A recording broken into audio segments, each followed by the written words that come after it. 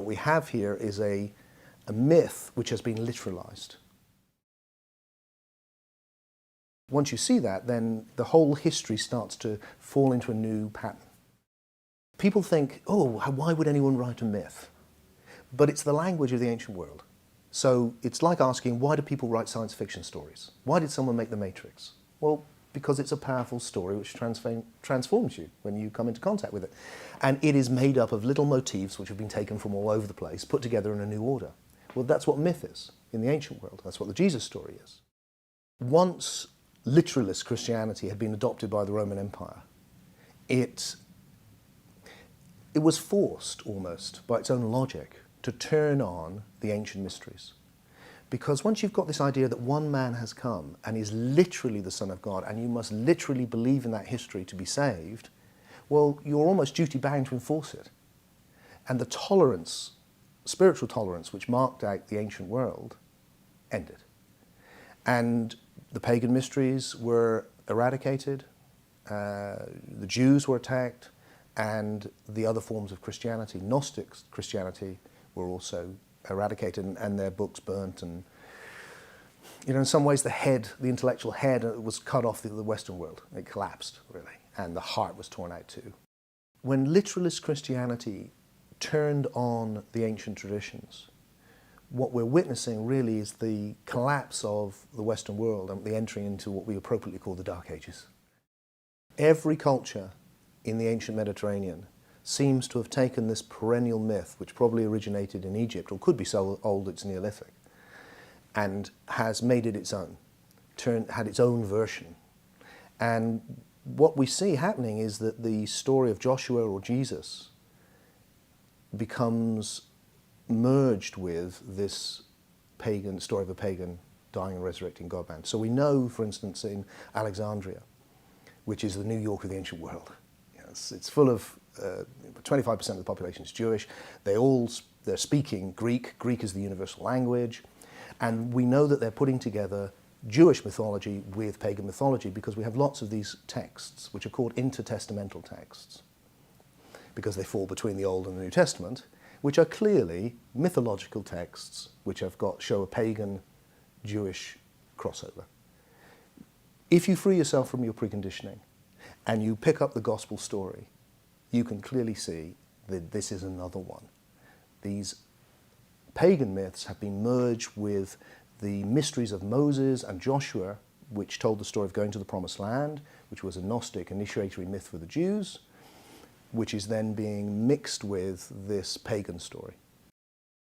It's a quirk of history that we're not here discussing whether there was and wasn't a real Mithras, because very nearly Mithraism, which is a Persian cult, which is again a foreign cult to the Roman Empire, became the dominant cult across the whole of the ancient world under the Romans.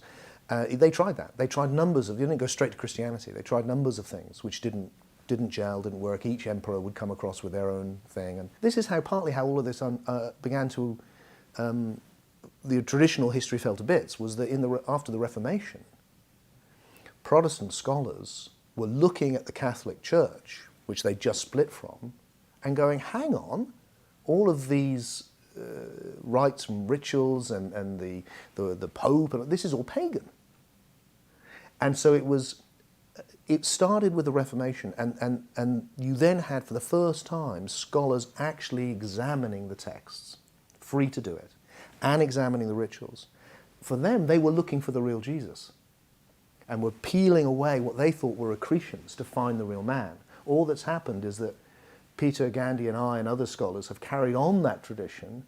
I mean, Albert Schweitzer, he's a great example, and gone right down and gone, do you know what? You keep going and there's no one underneath this. Once I got over the shock of having, been part of the most famous man who ever lived didn't. Once you got your head around that, what I found was that there was this incredible depth of mystical wisdom available for me through the Western tradition, which I hadn't been able to see before. And that, the paradox is that if there is a man underneath it, then he is probably not the man that you think or I think. Because everyone's got a different Jesus, haven't they? You know, Jews have a Rabbi Jesus, Hindu think he's an avatar, a lot of people think he's a Buddha figure, especially Buddhists. You know, it's like everyone, you know, the Muslims they think he's a prophet like Muhammad, maybe not quite as good. You know, it's like everyone's got their own Jesus. We approach often looking for the real Jesus, it seems to me, like we're just taking a chocolate out of a chocolate box. It's like, which one do I fancy? You know, oh, I'll have Jesus, the Son of God. Oh, you know, I can't swallow that. You know, let's have a nutty one. Jesus was a spaceman. You know, I'll have that. That's what we do. But what we need to do is actually look at the evidence. And when you look at the evidence, there really is no Jesus there.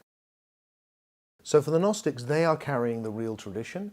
The literalists are an imitation church. They see it. One lovely line I love is a church full of bishops.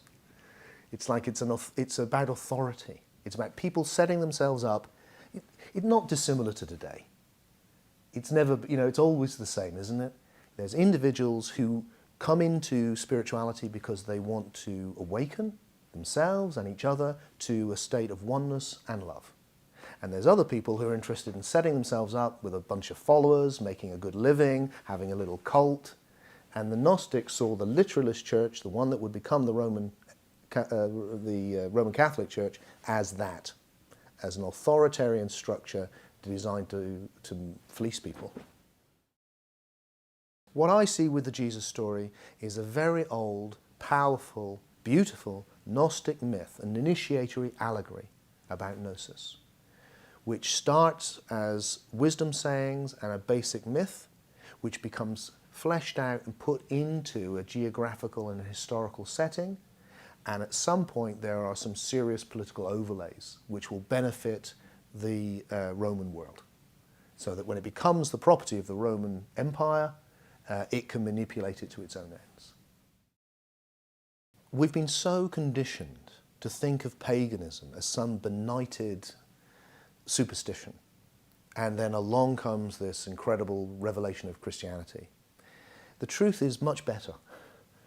Actually, the ancient world was full of everything. You think of it a bit like, you know, India or somewhere maybe today. You know, you've got every form of thing happening, but within it you've got this incredibly powerful philosophical tradition. I mean, don't forget the ancient world gave us mathematics, science, architecture. I mean, this is a high culture, and therefore no surprise that its spirituality is also highly developed.